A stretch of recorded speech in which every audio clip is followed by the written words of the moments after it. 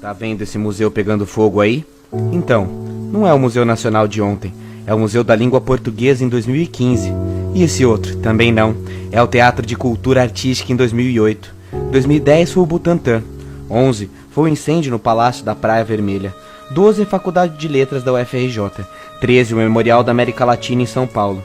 14 o Laboratório do Centro de Ciências de Saúde no Rio. 2016 a Cinemateca e a Reitoria. Em 17 foi o alojamento estudantil. E agora em 18 o Museu Nacional. Todos pegaram fogo, então não foi e nunca é por falta de aviso. Que o laudo conste que foi por mero acidente. Desculpa, não foi. Acidente é tsunami, terremoto, raio, chuva ou furacão. O que aconteceu no Museu Nacional é crime. Chocante, sem dúvidas. Inesperado, jamais. Escreva esse vídeo na madrugada do incêndio. Não consigo dormir. É como se todo o país queimasse. As notícias dizem que não há vítimas. Eu discordo. Houve muitas vítimas do passado. E entre as mortes a nossa Luzia, a primeira brasileira. Foi vítima do descaso dos seus filhos do futuro. 13 mil anos de história na natureza. Não resistiu a 50 na nossa mão. Há uma sabedoria antiga que diz que uma pessoa ou um povo só morre de verdade quando ninguém mais tem a oportunidade de lembrá-lo ou acessá-lo. Tinham povos e espécies nesse museu que não existem mais e a sua última memória estava ali. Agora, morreram para sempre. Triste o país que acha que pode sonhar com o futuro sem preservar o seu passado. E aí? Suave? Não, né? Eu não sei a relação de vocês com o museu, mas acho que qualquer pesquisador e áreas próximas da pesquisa de história ou biologia sentem a paulada mais vezes. Museu é fonte de pesquisa e sei lá, tô muito em choque. A gente nunca fala nada sobre museu, então agora a minha ideia é fazer um mix de história, reflexão e desabafo para entender como algo assim acontece no Museu Nacional, no maior acervo do país. E o pior é saber, vai continuar acontecendo. 6 de julho de 1818. A família real mal chegara ao Brasil e logo Dom João VI funda o primeiro museu brasileiro. O prédio não era esse de ontem. Esse, mais robusto e chique, inspirado no que havia de mais moderno na Europa, era simplesmente a casa da família real. O museu ficava na Casa dos Pássaros, no centro do Rio. Desde aquela época, o acervo já contava com obras raras. Para você ter noção, teve uma obra que veio escondida no navio da coroa portuguesa. Era a coleção de minerais de Werner, o fundador do estudo da mineralogia, que foi comprado por Dom João e que Napoleão pretendia roubar. Também tinha o meteorito de Benderó, encontrado na instituição desde 1888. O trono do rei africano de Adandozan, que foi doado em 1811 lá em Portugal. Enfim, a família real, que nadava em dinheiro, gostava ao menos de colecionar arte. Olha o Dompas no Egito aí comprando relíquias e múmias para o nosso museu. Com o Dompas, inclusive, a gente adquiriu muita coisa, como o manto do rei Kamehameha, o último rei nativo do Havaí, que fez amizade com Dompas quando fugia dos ingleses. Enfim, foi só em 1892 que o museu fora transferido para a Quinta da Boa Vista, onde estava até ontem. Isso aconteceu porque a proclamação da República e o exílio da família imperial queria apagar os luxos do Império, e o museu ocuparia esse lugar. E agora ele passava a se chamar Museu Nacional. Tá vendo como até no nome do museu tá cheio de marca da nossa história? Pesado e tudo queimado. No início da década de 20 e 30, o museu passa a ser entendido como símbolo do progresso da nação, e a pesquisa começa a ganhar espaço na Quinta da Boa Vista. Passamos, por exemplo, a ter laboratórios de química, e isso gerou um grande intercâmbio internacional. Em 25, o Einstein e a Marie Curie, em passagem pelo Brasil, fizeram questão de ir ao nosso museu. O local era sempre muito frequentado, obviamente, pelas elites, mas sempre referência da cultura nacional. Depois, nasceu a ideia de que o museu era uma instituição voltada para o povo. Entre 37 e 55, durante a administração da antropóloga Heloísa Alberto Torres, segue-se as ideias do governo Vargas, que buscou, de certa forma, investir na ciência nacional. Em 46, o museu passa a ser administrado pela UFRJ. Em 50, o último presidente do Brasil visita o museu. E sim, é isso mesmo que você ouviu. O último presidente a visitar o museu foi JK. E na ocasião, inclusive, ele parecia profetizar o futuro sombrio que vinha pela frente. Dizia ele que se o Brasil soubesse a grandeza e a riqueza do museu, não deixaria ele chegar nesse estado. Daí pra frente foi só resistência. Entre as indas e vindas o museu continua, e hoje rolava até força de vaquinha online. Mas são os trabalhadores apaixonados, os pesquisadores fervorosos, os restauradores guerreiros é que, independente da gestão pública, mantinha o museu. Até ontem, o acervo era composto por cerca de 20 milhões de itens e resistia, sendo o maior e mais importante acervo indígena e uma das maiores bibliotecas de antropologia do nosso continente. Tinha departamento de paleontologia, geologia, antropologia, biologia, 400 alunos de mestrado, doutorado. Acabou. Tudo. E não é derrotismo, não. Objeto de pesquisa queimado não tem backup, não tem saída, não tem dinheiro que pague milhares de anos de uma múmia egípcia. Muitos talvez não entendam a dimensão do que é perder um museu e podem imaginar que isso é só velharia. Mas sabe por que pensam nisso? Porque nós não frequentamos museus.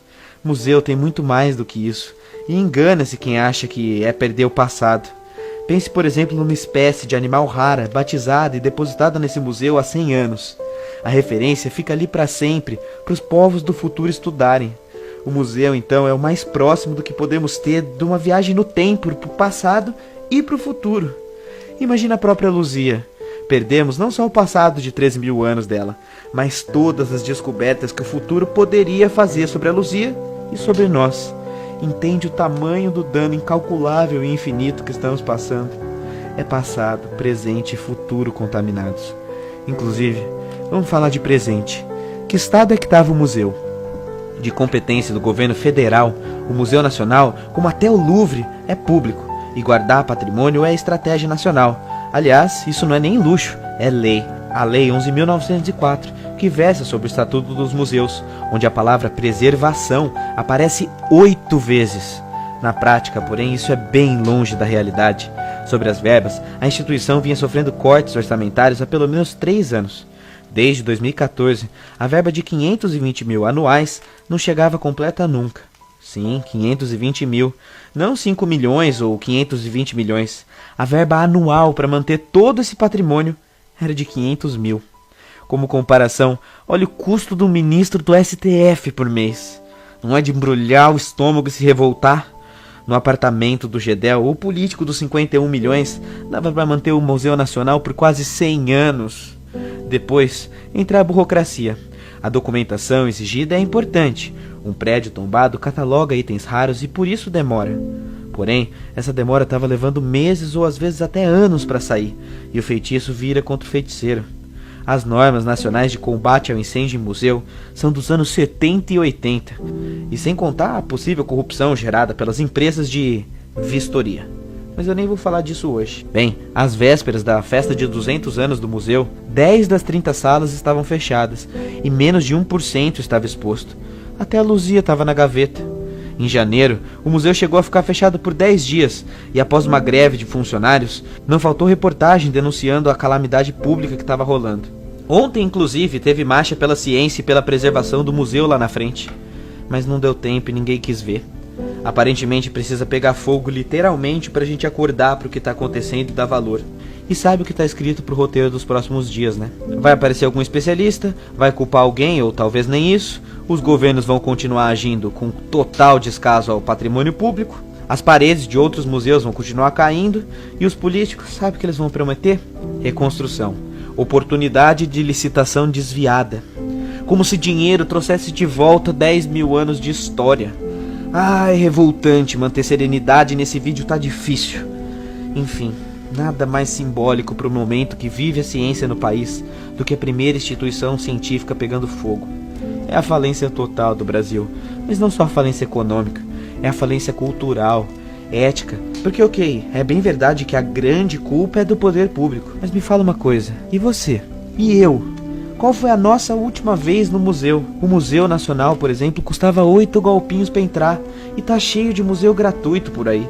Qual foi a última vez que lhe passou na cabeça conhecer a história ao invés de sair para qualquer outro rolê? Museu é visto como luxo, exótico, e não é para ser. Frequentar museu é encarnar a história viva, é ir além do livro, é ver e visitar a nossa história material, nossa cultura material. Se ao menos uma lição pudermos aprender com a morte do Museu Nacional, é que a gente deve frequentar museus. Porque o museu queimando não é apenas um museu queimando, é a história de um país, de uma humanidade queimando. E isso está sendo sintoma do mundo que vivemos. Não é à toa que tiranos destroem museus quando invadem países. O imperador romano Júlio César fez isso lá atrás na biblioteca de Alexandria. Hitler fez isso quando invadiu Paris. O ISIS faz isso até os dias de hoje quando destrói monumentos em suas ações. Matar um museu é o jeito mais rápido de aniquilar um povo, pelo menos simbolicamente. Um povo sem passado não consegue reconstruir seu futuro. Sem ciência, sem educação, sem acesso ao conhecimento, simplesmente não dá. Museus são o pilar, o símbolo de tudo isso. E como coloca maravilhosamente bem o texto do Felipe Figueiredo, do Nerdologia e Xadrez Verbal, é no museu onde se encontram muitas perguntas e se buscam muitas respostas. Quem somos? De onde viemos? Qual a nossa origem? Tá tudo ali. Será que vamos finalmente entender que a história não é doutrinação, coisa de vagabundo ou qualquer coisa que o valha? Será que vamos perceber que cortar a verba da cultura significa isso na prática? Termino meu vídeo muito triste, citando a placa da Cápsula do Tempo de 1972, afixada no jardim do museu. Nela, muitos itens lá da época depositados e um desejo, que o povo conservasse o museu e abrisse a cápsula somente em 2022. Nosso descaso destruiu tudo antes disso.